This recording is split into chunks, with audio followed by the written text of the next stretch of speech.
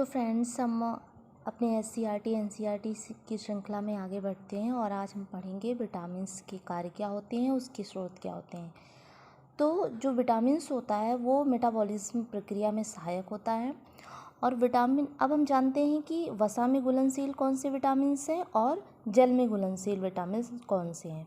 तो वसा में जो घुलनशील विटामिन होता है वो ए और डी, अक्सर ही जो पूछा जाता है क्वेश्चन में वो ए और डी को लेकर के पूछा जाता है। तो हमको ये जानना ज़रूरी है कि ए और डी जो है वो वसा में घुलनशील है, बी और सी जो है जल में घुलनशील है। तो आज हम जान लेते हैं विटामिन्स ए के नाम भी जानते हैं और उसका रासायनिक नाम क्या है ये भी जानेंगे। ठीक है, तो विटामिन ए को हम रेटिनॉल कहते हैं। और रेटिनॉल यानी विटामिन ए का स्रोत क्या होता है, जैसे कि कैरोटीन युक्त फल होता है और यकृत व आंतरिक श्लेष्मा की कोशिकाएं होती हैं। विटामिन डी का रासायनिक नाम क्या है, कैल्सीफेरॉल है। और ये जो कैल्सीफेरॉल है यानी विटामिन डी जो है मक्खन, यकृत, मछली का तेल, गुर्दा, अंडे, यीस्ट, सूर्य के प्रकाश में पाया जाता है।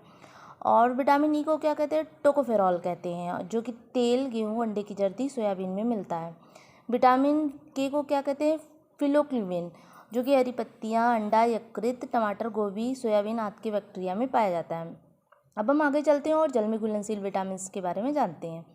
तो B1 यानी कि बी के कई सारे पार्ट्स हैं। ठीक है, तो हम बी के जितने भी पार्ट्स हैं उनके भी रासायनिक नेम को जानेंगे।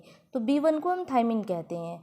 थायमिन अनाज, फलियां, सोयाबीन, अंडा, मांस के सहएंजाइम का घटक होते हैं। और जो B2 होता है उसको हम राइबोफ्लेविन कहते हैं।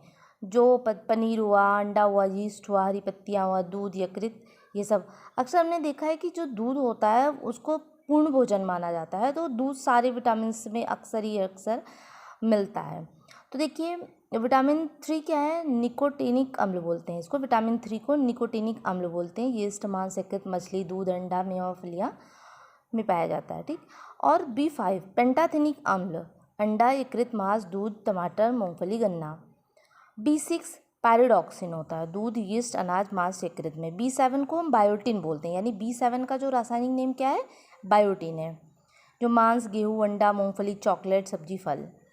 B9 को क्या कहते हैं, फॉलिक अम्ल समूह, हरी पत्तियों में पाया जाएगा, यकृत, सोयाबीन, यीस्ट में।